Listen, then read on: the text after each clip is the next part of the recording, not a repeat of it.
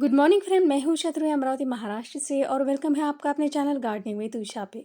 तो ये जो लोटस की बहार है ना, तो ये थमते नहीं थम रहे हैं और इतने सारे फ्लावर्स जो है वो एक के बाद एक ब्लूम कर रहे हैं और अभी विंटर सीजन की भी तैयारियां शुरू हो गई है। तो कुछ ये मैंने गुलदाउदी के सैपलिंग जो थे वो मैंने स्वाति जी से मंगवाए थे और इसकी अपडेट देखिए। तो किसी ने कहा था कि उनके जो पौधे हैं वो सभी मर गए हैं, तो ये मैंने कुछ कटिंग लगाई है अपने लिए। तो ये सारी जो अपडेट है ये आप देख सकते हैं कि ये उन्हीं से लिया हुआ है और इसका वीडियो भी मैंने शेयर किया था। कुछ इसमें से देखिए इस तरह से अ, शायद फंगस की वजह से हो गया होगा, क्योंकि शुरुआत में जैसे रेगुलर बारिश थी, बिल्कुल रोज़ बारिश हो रही थी, तब ये सारे प्लांट शेड में थे और जब कुछ दिन रुक-रुक के बारिश हो रही थी तब इन्हें मैंने इस ओपन एरिया में रखा हुआ है। जिन्होंने भी इसे शुरुआत से लेकर अब तक बारिश में रखा है, तो उनके पौधे तो 100% मुझे लगता है ख़राब हो चुके होंगे और इसकी ग्रोथ देख सकते हैं आप। इस पे कोई भी इंसेक्टिसाइड और फंगिसाइड का स्प्रे, यानी बारिश के दिनों में आपको इस पर हफ्ते में 1 बार फंगिसाइड का स्प्रे करना ही पड़ता है, तब जाके इसकी ग्रोथ आप देख सकते हैं कि इस तरह की हो सकती है। तो चलिए, आज का जो वीडियो है वो कलांचू की कटिंग, जो बहुत सारे व्यूअर्स हैं वो मुझसे पूछते हैं कि कलांचू की कटिंग क्या आपके पास है? तो वो तो नर्सरी में कुछ ₹150 का बड़ा-सा पौधा आपको मिल जाएगा, लेकिन वो जो पौधा होता है उसपे ज़्यादा फ्लावर नहीं होते हैं। आपने देखा होगा कि इस तरह के फ्लावर आपने किसी भी कलांचू के प्लांट पे नहीं देखे होंगे। तो उसके लिए अब आपको अभी से तैयारियाँ शुरू करनी पड़ती है, उसकी ग्रोथ के लिए फर्टिलाइज़र देना पड़ता है और ये प्रोसेस शुरू होती है अब से, कटिंग लगाने से लेकर या कोई भी छोटा-सा प्लांट लगाने से लेकर ये लास्ट वाला प्रोसेस आपको करते जाना है और फिर उसके बाद में ये सारा रिज़ल्ट आपके सामने होगा। तो ये सारे कलांचों के फ्लावर जो है, तो इसकी मैंने पिंचिंग नहीं करी है, क्योंकि इसको कोई पिंचिंग करने की ज़रूरत नहीं होती है। तो बस छोटी-सी कटिंग लगाइए और रेगुलरली मंथली इस पे फर्टिलाइज़र डालते जाइए, तब जाके इस पे इतनी सारी फ्लावरिंग होगी, जो आप देख सकते हैं। हम मेरे पौधे पे हमेशा मेरे कलांचों के जो प्लांट है वो बहुत ही बुशी और इस तरह के पूरे फ्लावर के साथ होते हैं। तो कुछ ये कलर है पिंक और येलो और बहुत सारे, और ये बिल्कुल 10 इंची पॉट में है, इनको बड़ा पॉट नहीं देना पड़ता है। और इसकी कटिंग अगर आपको चाहिए तो स्वाति पवार जी हैं, जिनसे मैं सारे प्लांट लेती हूँ, तो उनसे आप मँगवा सकते हैं। अभी उनके पास अवेलेबल है, तो मैंने कुछ कलर उनसे मँगवाए हैं, क्योंकि इस साल मेरे सारे जो प्लांट हैं, जैसे मैंने कहा था कि समर में सारे प्लांट मेरे मर गए हैं, क्योंकि मेरे यहाँ जिसे पानी देने के लिए रखा था उसने प्रॉपर वाटरिंग नहीं करी और बहुत सारे मेरे परमानेंट प्लांट भी मर गए हैं। तो उस तरह से कलंचू भी मेरे पास नहीं बच पाए हैं। तो इस तरह आज यानी इस मंथ में उन्हें लगाऊँगी और इसकी फरवरी से स्टार्टिंग से इस पे फ्लावरिंग होना शुरू हो जाता है। तो अभी ग्रोथ के लिए हमारे पास 3-4 महीने हैं, तो उस महीने में आपको ये सारा प्रोसेस करना पड़ेगा। तो ये है स्वाति जी पवार का, यहाँ पे फ़ोन नंबर लिखा हुआ है और उनका कैटलॉग लिंक आपको अवेलेबल हो जाएगा और वैसे भी मैं डिस्क्रिप्शन बॉक्स में इनका कैटलॉग लिंक भी डाल दूँगी। तो चलिए अनबॉक्सिंग करते हैं कलांचू प्लांट की। तो हमेशा मैं इन्हीं के पास से प्लांट लेती हूँ और कुछ लोग कहते हैं कि बहुत कॉस्टली प्लांट है, लेकिन हमारे यहाँ जब मैंने नर्सरी में जाके ये सारे प्लांट देखे, तो मुझे बहुत ज़्यादा ये महँगे लगे। तो उस हिसाब से हर एक इसमें रेट जो होंगे ना वो अलग-अलग होंगे। तो कोई इसके साथ कंपेयर ना करे, जिसको जो रीज़नेबल प्राइस में मिलता है, आप वहीं से लें। ऐसा नहीं कि आप इन्हीं के पास से लें। अगर नर्सरी में आपके यहाँ सस्ते मिलते हैं, ये तो बहुत ही अच्छी बात है। लेकिन हमारे यहाँ जैसे प्लांट, अगर सिंपल वाला जो देसी होता है स्नेक प्लांट भी लेना, तो वो ₹200 में है। तो बाकी के प्लांट की तो आप कीमत यानी सोच भी नहीं सकते। तो इस वजह से मैं ऑनलाइन इनसे लेती हूँ। जब से स्वाति जी से मेरी मुलाकात हुई है, सॉरी पहचान हुई है, अभी हम एक-दूसरे से नहीं मिले हैं, सिर्फ़ फ़ोन पर बातें होती है और इनसे इतने सारे प्लांट मँगवाते हैं और इतना बढ़िया रिज़ल्ट है मेरे साथ तो। और जितने भी कस्टमर इनसे इनके हैं, तो उन्होंने भी यही बताया है कि ये स्वाति जी जो है, ये बहुत ही अच्छे प्लांट भेजती है। तो ये देखिए, कुछ मैंने डहेलिया के जो ट्यूबर्स थे वो मँगवाए हैं। कलर कौन से हैं ये पता नहीं, मिक्स कलर था। तो इससे मैं लगाऊँगी और इसके कटिंग बनाऊँगी और इससे बहुत सारे पौधे हम तैयार कर सकते हैं और इसे हमें अभी लगाना होगा, तब जाके विंटर सीज़न में ये बहुत अच्छे इसकी कटिंग जो है वो तैयार हो जाएगी। तो चलिए, सबसे पहले तो ये सारे डहेलिया के ट्यूबर्स हैं।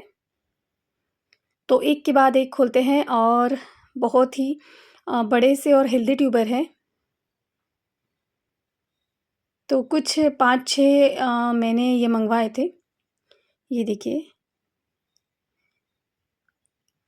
इसमें तो देखिए आप यहाँ से देख सकते हैं थोड़ी-सी ग्रोथ शुरू भी हो गई है।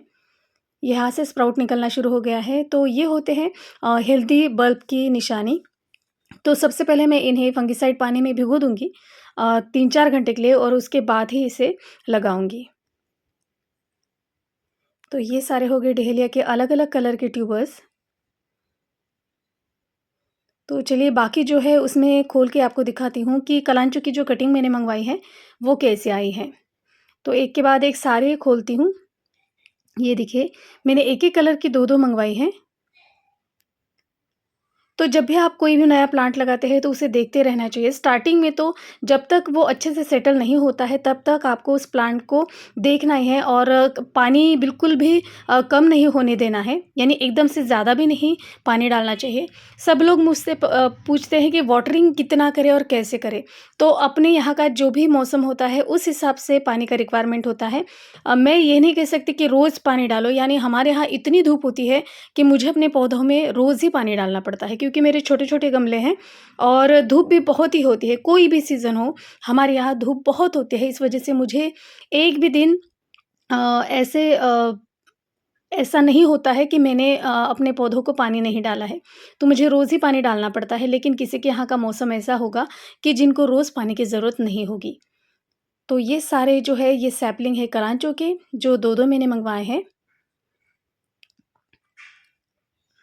तो अभी तो यहाँ से स्टार्ट हो गया है, नहीं तो मेरे पौधे तो अ, इस वक़्त तो बहुत ही हेल्दी रहते थे, लेकिन देखते हैं, अगर कुछ नहीं होगा तो वो भी अच्छा नहीं लगेगा और इनका फ्लावरिंग का सीज़न ना बिल्कुल अप्रैल तक होता है, तो इस वजह से अगर आप इन्हें अभी भी लगाते हो, तो आपके पास बहुत सारा वक़्त है इनकी फ्लावरिंग देखने के लिए और कुछ 2-2, 3-3 महीने इनके फ्लावर वैसे ही फ्लावरिंग करते रहते हैं, ये बहुत एक अच्छी बात है।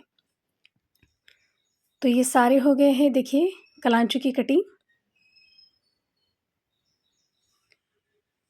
तो कुछ 8 7-8 कलर होंगे। तो इनमें कौन से कलर है ये मुझे नहीं पता है। तो पिछले साल भी बहुत ही अलग-अलग कलर निकले थे इनके पास से जो मैंने कटिंग ली थी। तो बहुत ही प्यारे-प्यारे और यूनिक कलर निकले थे जो कभी मार्केट में भी मैंने नहीं देखे। यानी फ्लावर पे लाइन या कुछ ऐसे अलग ही थे, यूनिक से कलर थे। तो ये सारी हो गई मेरी कलांचो की सैपलिंग।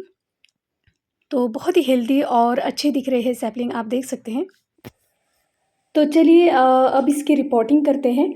तो जो मैं हमेशा सोई मिक्स लेती हूँ वो है 10-1 का रेशो, यानी 10% सॉइल लेंगे और उसमें 1 पार्ट कोकोपीट, 1 पार्ट कंपोस्ट और 1 पार्ट रेत डालेंगे और इस तरह से ये मिट्टी मैंने तैयार की है।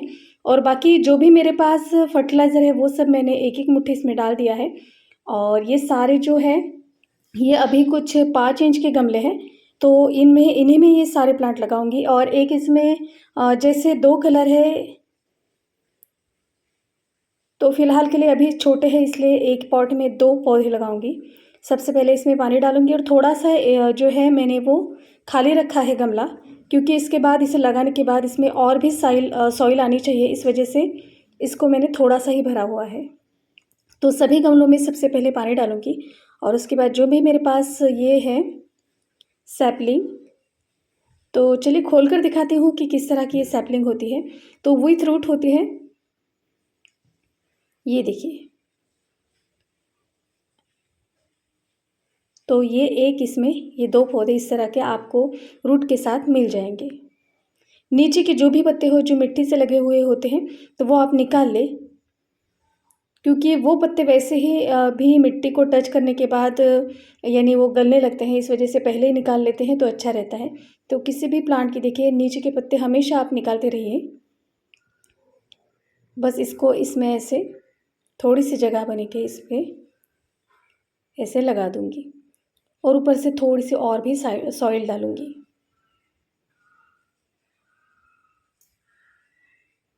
बहुत ईज़ी प्रोसेस है, इतना टेंशन लेने वाला काम नहीं है।